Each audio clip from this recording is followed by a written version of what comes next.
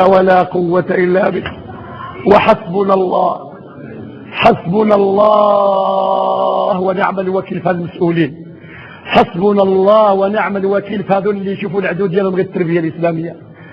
واش استشروا الشعب المغربي وصابوهم اللي فلس في الأمة هو الإسلام؟ واش اللي فلس الأمة هو القرآن هو الجامع؟ حسبنا الله ونعم الوكيل فيكم. اللي فلس هو اللي يشيع الخمر والمخدرات والعري والزنا. يا ربي يا ربي نشكيو بيهم ليك.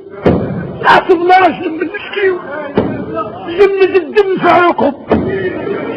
يا ربي توب عليهم، ولا ما تبش عليهم جمد الدم في عروقهم حتى يتمنون الموت فلا يجدونه.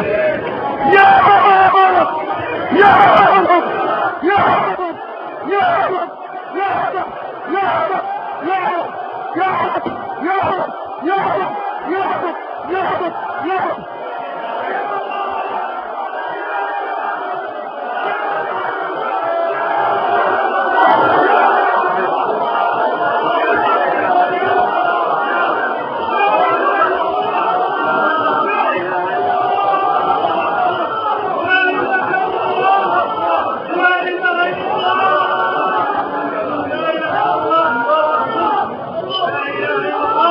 اللهم ول أمورنا خيارنا ولا تول أمورنا شرارنا.